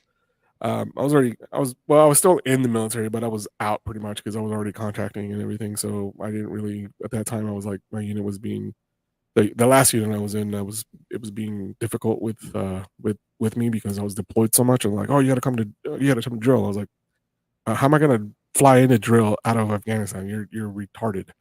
Sorry. So. The government liaison, the government guy that actually ran the program I was in, his name was Jeff. Didn't think anything of it, right? Didn't put two and two. So his name was Jeff. I was seeing him work out because we were in, the warehouse we were in. There was a little like a small gym, and then we go in there and work out. I didn't work out. I was just smoking cigars most of the time. And so my buddy Matt that I mentioned earlier that gave my wife the drink. He was out there with me. We were out there for 7 months, and all together anyway. But Jeff would come in and he's like, "Hey, what's up, young man?" I was like, "Hey, what's going on, Jeff?" And I didn't get to know. I mean, I knew of Jeff. I didn't really get to know him until we actually left. He and I left on the same flight out of Afghanistan. Right after around COVID time. So like they were getting everybody that had medical issues that were not cleared or whatever, and they're like a high risk. They were getting everybody out of Afghanistan. So so I was one of those that they sent me out. And Jeff's like, "Nah, I'm done." He's like, "I'm going back. He's like, I got another job, and I'm actually going to Japan." I was like, "Ah, cool." So then he starts telling me, we get to Dulles, and we had a layover for both of our flights. And we're sitting there, and like I think the only thing that was open was I think it was Chick-fil-A was the only thing that was open. So we ended up like having Chick-fil-A and having the spicy chicken and everything. And he starts telling me about his life. He's like, "Yeah, so I'm as American as they come." I was like, "Say again? Like what does that even mean?" He's like, "I'm as American as they come." I'm like, "Okay, what about it?" He's like, "Well, you know my last name, right?" I'm like, "York." "Yeah, I mean, common, York. You're a white guy. Last name is York. I get it." He's like, "No, think about it." I was like, "Sorry, New York?" He's like, "Yeah, he was my great uncle." Really, you met your great uncle? Not my great uncle. Oh, Sergeant Alvin York. Yeah. Medal of Honor winner from World War One. Yes. Was Jeff York's great uncle. Okay. So this is the man that I met that I was in Afghanistan. Didn't really think of, two things of it. I was like, "Oh, okay, Jeff, Jeff York. Yeah, cool." And he's like, "Yeah, he was my great uncle." I was like, "What?" He's like, Yeah. He's my great uncle. He's from Tennessee. I'm from Tennessee. I was like, "Oh yeah. You're from Tennessee." And he's like, "Yeah, I'm somehow also related to Betsy Ross." Like, Betsy Ross, like the flag maker? He's like, "Yeah, it runs in the family." And then he goes on to tell me, he's like, "Yeah, but on the other side of the family," he's like, "we don't really talk about that." He's like, and I don't remember the name of it, but he's like, "I'm related to one of the most famous bank robbers, not bank robbers, but train robbers, a train gang that were, ran rampant that were actually they didn't know, but we don't really talk about that." So he's related to that. So he's like American as they come. And then on top of that, like this is the icing on the cake. He's all, I'm like, so why did you work so much? Do you like work out so much? He's a young man. He's like, I have to keep in shape. I was like, why is that? And I'm like, do you have like medical issues? He's like, no. He's like, I'm like 17th in line for the English throne. Yeah. I'm like, what? Jeff, what? He's like, yeah. He's like, I'll go further. He's like, let me tell you a story. He's like, I was in boot camp. And this guy, he was Air Force. He's an Air Force veteran too. He's like, yeah, let me tell you a story. He's like, I'm in boot camp, Air Force. And I was, he's like E2, E3, I don't remember. He's like, so they pull me, like somebody pulls me out of what I was doing that day for training. And they say, hey, we need you at the range. He's like, the range? I was like, I already went to the range. He's like, no, we need you at the range. So they get him in the car, they get him over to the range, and he walks in, he says, and he's like, there's a rifle on one of the lanes, and all he's told is like, go shoot. Get in the prone, go shoot. He's like, okay, weird. So he goes in there, grabs, sets up and everything, goes down in the prone, and he's right before he gets to shoot, he gets a tap on his foot, on his shoe, and he's like, aren't you forgetting something? He's like, what? He's like, I didn't know who it was, because kind of the sun was kind of glaring on him like this, and like he was kind of just out of the sun, so he didn't know who it was. He's like, oh yeah, hold on. Goes there, does that to the end of the barrel, right? Because of the sight. He does that. He shoots. He's like, yeah, it was perfect. He's like right down the middle, on the thing. He's on. Then he's like, he stands up. He's like, and who was it? It was a congressman or senator from New York, and also Tennessee. They were both there, like some big to do or whatever, and they pulled him out of that just so he can show off and be like, oh yeah, this is the great grandson or the great nephew of Sir. Yeah, it was like, oh, the Air Force actually got him, and not the Army. And I was like, man, he's all, I'm as American as they come, young man. I was like, geez, like Jeff, like I want to be your friend. And I texted him. I actually texted him and emailed him not so long ago because I wanted him to tell that story on the show. And man, I was like, tell me, Grandpa, tell me about the story about you being related to Alvin York, Medal of Honor winner from World War I. So yeah, that's pretty cool. Yeah, really cool. Yeah, come to think of, if you don't like, that we ran that story earlier about Mr. Hahn, you don't know who you are walking, to, or who walks among you. Exactly. So here's what it is. But hey, let's take a break. You're listening to the Battle Rhythm podcast on Military Broadcast Radio, brought to you by LT Defense. Big Riz, take it away. We're going to be right back.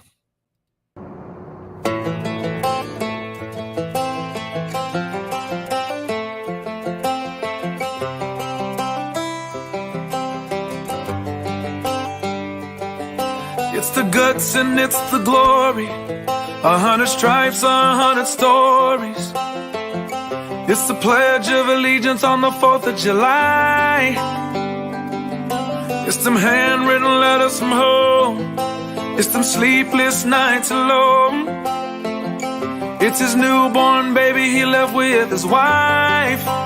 Mr. Red, White, and Blue, lay down, here's a line. Mr. Red, White, and Blue, for these stars and stripes.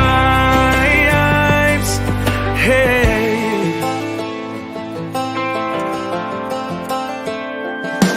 from the fields of Indiana to the swamps of Louisiana to the golden coast of California, Uncle Sam's the only family he's got. His purple heartbeat won't stop, and his 18th birthday was the day he was born. Mr. Red, White, and Blue, lay down, here's the line. Mr. Red, White, and Blue, for these stars and stripes. Mr. Red, White, and Blue, stand on the front line.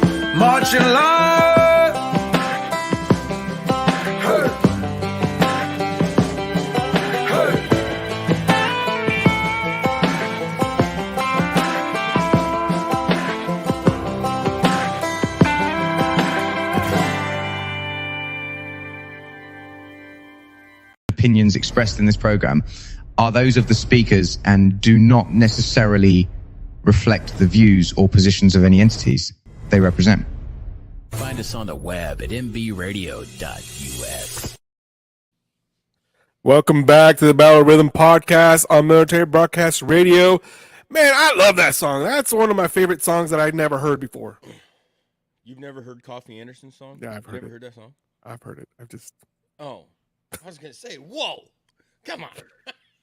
I remember. Well, the first time I heard it was through all these damn TikToks that were around. Everybody's like, "Oh, Mr. Red, White, and Blues," like, and then it was the 15-minute soundbite that was there. That's what I was listening to, and I was like, actually, that's a pretty cool song. And the fact that that it was I don't know, it seems like he's just so genuine about it. He's just super proud of the whole thing. So, dude, I would love to have him on that show, man. This guy's good. Maybe my manager over there that's kind of in the wings listening to what we're saying because we're talking crap about him. Maybe he'll get it on my show one of these days. But no. Nah, Keep eating, big guy. You're good. Killer. Yep. Killer You're fine. To get him or I mean, there's a few that I would love to talk to. There's a lot of up and comers coming up. I mean, obviously like Lauren Rose, but there's other ones that I've been messaging trying to get in touch with them to get them on a show just because I love their music. Yeah. So City of Sherman, where I live, they have summer nights concerts, right? Every Thursday night. So I actually emailed the who are they? The people that actually, the entertainment people that actually book them and all that stuff. Mm-hmm. And I emailed them. I was like, "Hey, I would love to interview a couple of people because they have some big names that are here. Like Don Felder is going to be here opening up the series. You know who Don Felder is? I do not. Do you know who the Eagles are? I do. Do you know that song Hotel California? I sure do. Do you know that big, like the super memorable solo, the guitar solo that is played? I sure do. That is him, sir. Well, that's who plays it. Okay, then. Yeah. I did not know his name, though. Well, you better know his name, damn it. Well, Don Felder's going to be here. And then they also have Easton Corbin is going to be here. Yeah, I've heard. I like his music. Yep, he's good. He's good stuff. So, and then also the Beach Boys are going to be here on July 4th. Are you serious? I swear to God, the Beach Boys. And I have an in, sir. So I'm actually going to get to meet the Beach Boys. Oh, really? No, not really. That'd be really cool if you got to, though, especially if you could get an interview with them. Well, that's what I was trying to do. They're like, well, I don't know if they're going to do, interviews or anything like that. But okay, so the Beach Boys, I mean, I've heard, they're from California. I grew up in California. The Beach Boys are synonymous, for for California. But let's be honest, dude, like really, I think all the Beach Boys, really the only original Beach Boy that's there is Mike Love, and he's in his 80s. Oh, wow. So everybody else is all new Beach Boys. So I don't know. It wouldn't be the same, you know what I mean? Not without the original. The music probably won't even sound the same. Their voices probably won't even sound the same. No, it doesn't. Really, the only band that I know that actually sounds like that, like themselves or like they did before, it's Journey. Because the lead singer is a Filipino guy, and Steve Perry is no longer with Journey. Steve Perry, that the Filipino guy, I don't remember his name. I think his last name is Torres. I think. Anyway, but he sounds literally just like Steve Perry. Really? Yeah. That's pretty cool. Yeah. But then what's also cool about him is little unknown fact, he didn't speak any English until he got here to the States, and he still doesn't speak very good English at all. Yeah. The crazy thing is that they're huge, and I mean huge. Hold on. They're huge in the Philippines. Echo. Yeah. Hear my voice. Yeah. They're huge in the Philippines. And I mean, I wonder why. right? I mean, they haven't come out with any new music. They're literally just playing all their old stuff. So Yeah, but you know, I mean, you look at music now coming out. I mean, the oh, it's 80s, crap. really the 50s to the early 90s, the music was good. Yeah. So it Because was of what- music. Who? Oh, dude, who was it? You know, like how Queen Bebe or whatever they call her, whatever. Beyonce came out with this new country. I heard, but I haven't heard the song. Right? They interviewed an actual country person and like, I ain't getting involved with that crap. He's like, no. I have a song that I want to play for you guys. Oh, here we go. Ready? Yeah. Done. Back at it again. This time, Trump the Don. Back at it again. This time in a country rap song. Shout out High Res. God bless the USA. Stop sending billions to Ukraine. Put America first for a change. When they fail, I'm the one that they blame. I only ran for president cause I had one thing on my mind. To make the country better than it's ever been, but you got Biden's lies. And if you love the country, then we're on the same side.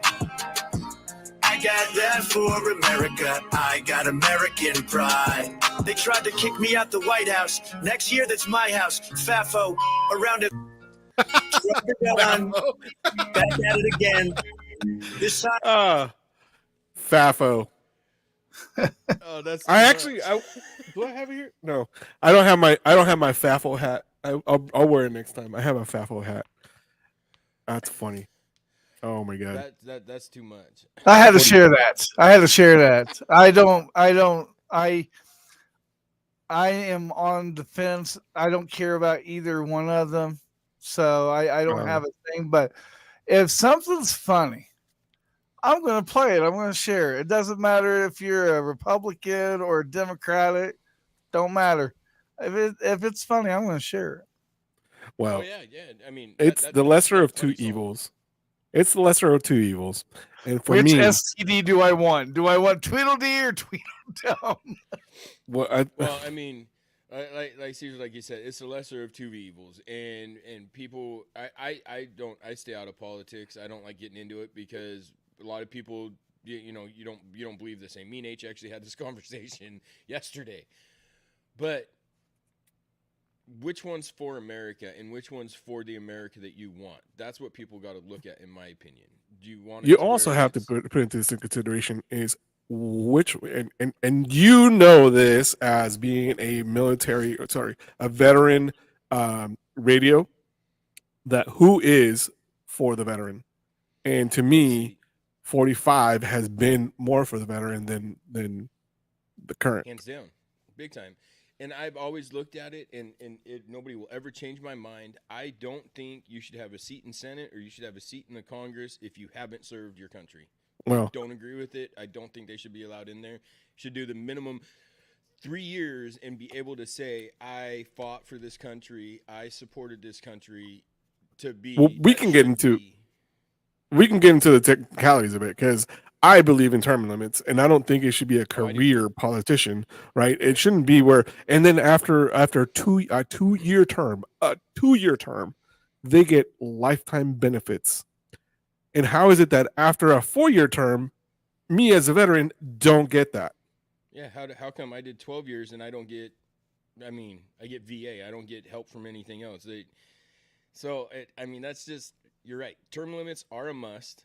And in my opinion, and to me, you should have served in the military to hold any seat in our government. Yep. That's just me. Or a first responder, police officer, firefighter, EMT, something where you have that background as serving your country, not just growing up because your parents are rich, you're going to be into politics. I don't agree with that. Yeah, and right now, I don't know who's is sitting in there that's actually been in the military. There are several. I'm sitting here thinking, And Did it hurt? I'm telling you. No, I was just thinking, wouldn't it be funny if so one thing that we've learned out of this whole verdict thing is that to be president, you can have a felony. But to vote, you can't vote if you have a felony, correct? Or you just don't have to have ID in Right. from another country and still vote. Wouldn't that be crazy if Trump can't vote because he has a felony, but he gets he's running for president? Wouldn't that be crazy? Like a swing vote thing? He needed a 21, like it was his vote that would have put him over, but since he can't vote, it doesn't count. Ooh. That wouldn't be funny. Oh, man. Well, it would be funny, but I mean, on that flip side, if you're gonna push, if you have a felony, you can't vote. Okay, same reasons. If you're not a legal American citizen, you should not be able to vote. Huh. What's the difference?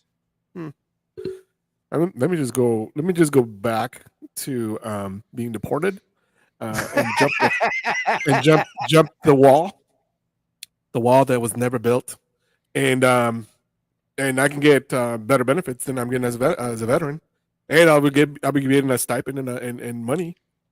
Exactly. So, and I mean, hotels. I don't know if you guys have seen this. There's hotels all over this country now that have locked their doors, and they're putting illegal immigrants in these hotels to more or less to hide them or to get them where they're at. There's an actual company that's out there that I'm not going to bring it up yet. I'm in the process of getting names together to do this, but there is a company that is forcing veterans and American citizens by raising their mortgage, their electrical, because it's a big company, has a bunch of shell companies under them, and they're forcing people out of there. Then they're buying the foreclosed house and putting legal immigrants in it, and then turn around and getting paid from our wonderful administration that said anybody that houses an immigrant or an illegal immigrant gets so much money a month. So this company is legit pushing people out of it, filling it up with illegal immigrants, and getting paid from the government to do that. That's wrong. Wow, I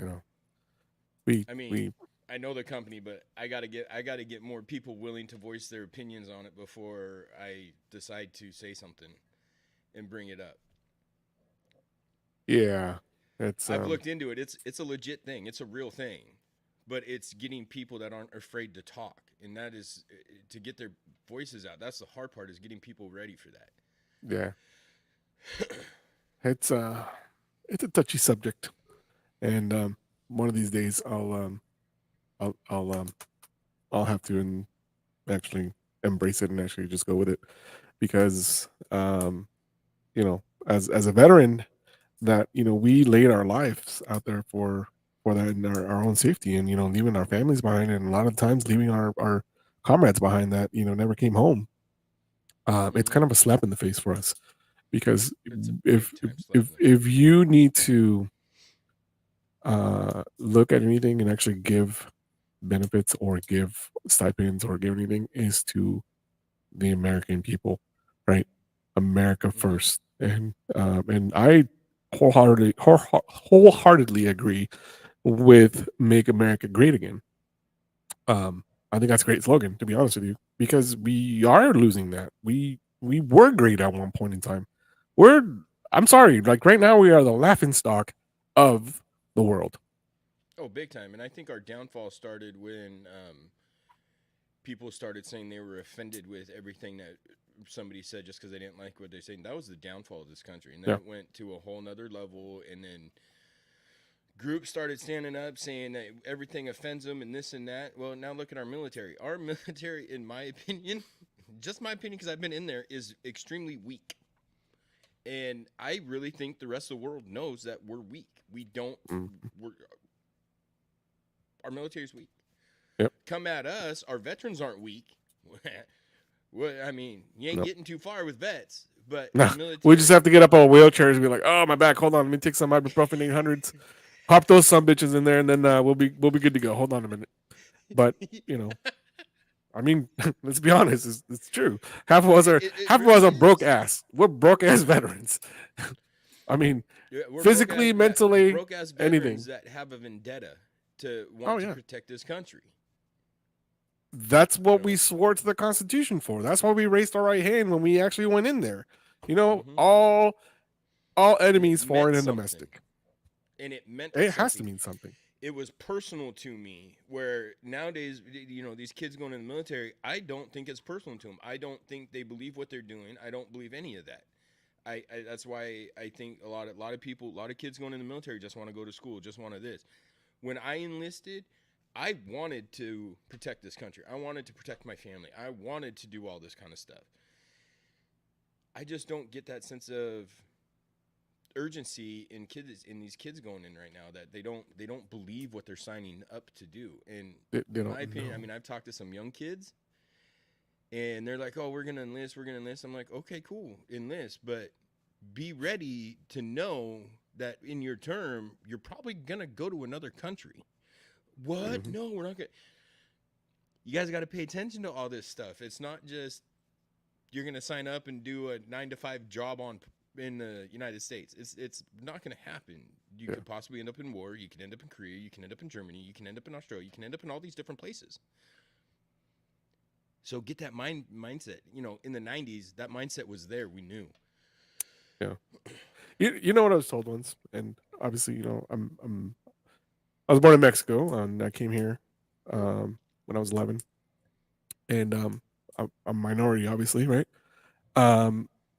Somebody said that I had to vote Democrat, and I said, "Excuse me, why do you say that?" They're like, "Well, you're a minority. You're supposed to do that." I was like, "I don't think you realize what free will is. I don't think you realize what you're really talking about. You're very ignorant as to say, like, just because I fall in to a demographic, I am supposed to vote some way." I said, you don't know me enough to know what my values and my norms are, and you don't know what the hell I'm talking about. Like, you don't know what I stand for. I was like, do you see this American flag on my shoulder or on my arm? I was like, I have it on that too. So, bro. Oh yeah, and then I got my Aztec warrior right there. Hey, I got it all over the place. So then I said, you can't. This is what ignorance is. I told her, I said, you're very ignorant as to just to say or to think that just because I come from a demographic, I'm supposed to vote some way. I said, you don't know what I've been through.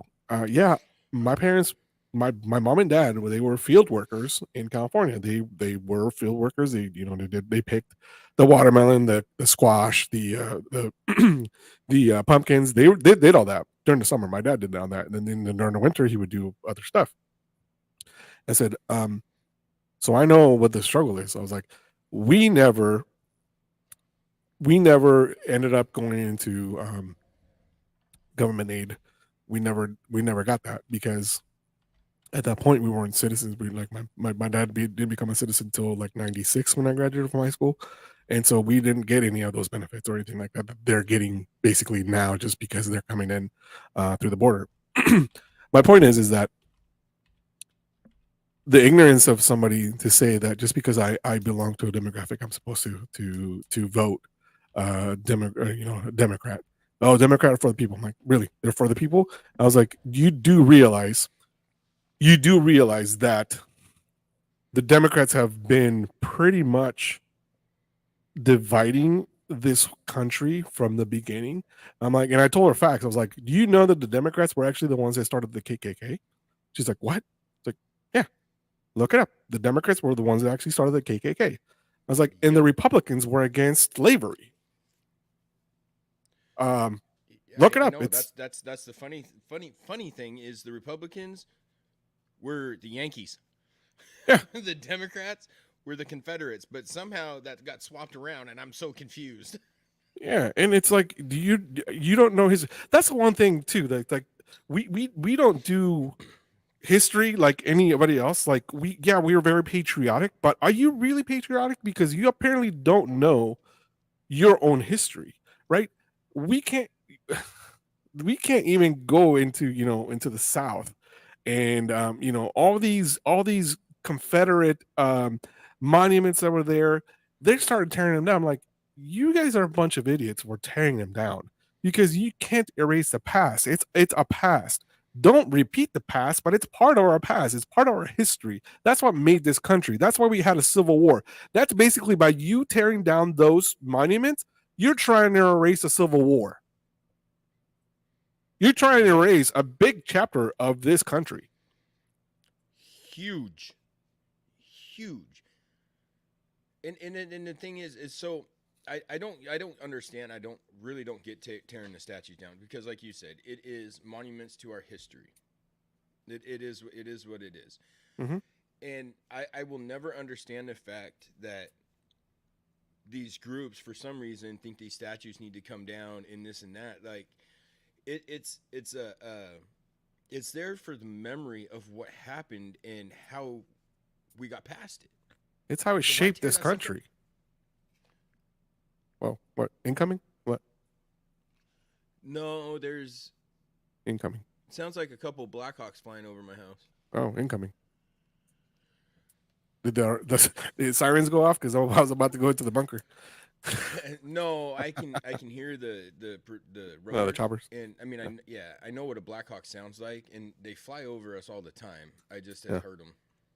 Yeah, but anyway, that's my soapbox for today. I just know your facts, guys. I mean, we as veterans, we actually also need to do our own research as well because there are so many issues that we have, and one way that you can change that is by joining organizations like the VFW, the DAV, the American Legion, and things like that, because by membership, that's how we're able to change things for veterans, not just one organization. It's for the entire veteran community.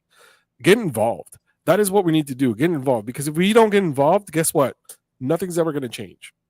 Nothing's ever going to change unless we get involved and we start, going into, I'm not saying go, house to house, be like, oh, hey, by the way, no, it's by you getting involved. That's how we get people more votes in Congress, more votes in DC, more representation there, because that's where the weeds are. That's really what everything happens, right?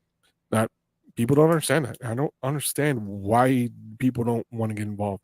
I get it that you want to have your own privacy. I get it. Like, I'm tired of the bureaucracy and all this other stuff. Guess what? If you don't get involved, you're not going to be a voice. You're not going to be heard. You have all the complaints you want, but unless you get involved and start getting in the process, learning why it's not being changed, it's because, as Trump said it, there's a swamp, and if you don't start cleaning the swamp, and that's you going in, getting involved, getting stuff done, and getting involved, you're not going to change anything. And like Charlie Kirk, change my mind. Mm-hmm. So yeah, I love that guy. That guy's great. I'm gonna try to get him on the podcast because he's good. He is. He's very well educated. So anyway, that's our show for the day. I have ran out of time. 2 hours have gone too fast. You know what, H? I'm gonna petition to get 4 hours next time, because I like being on the mic and I like making fun of you. Oh yeah, crickets, dude. Whatever. This guy. Oh, he's laughing. You take him out. Give a boy a cookie, and he comes out with a bald head. Now you're 19 seconds after. Yeah, well, you know what? I know who's next. By the way, Big Grizz is next. And don't forget, he said, hey, and tell everyone to stay tuned in for my show with Lauren, please. So there you go. I'll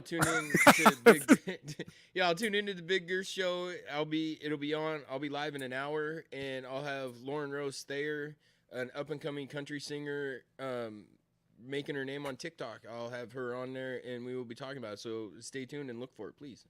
Yep. Anyway, this has been the Battle Rhythm Podcast with Caesar. I was joined by Big Grizz. Thank you to Eddie Terry, who was one of our main guests today. H, thanks for popping your bald head in here. Appreciate it. Me love you long time. You're listening to the Military Broadcast Radio, giving veterans a voice.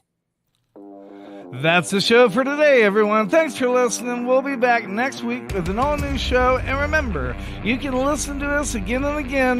The podcast of this radio show is available right after we go off the air tonight, anywhere that you can get your podcast episodes.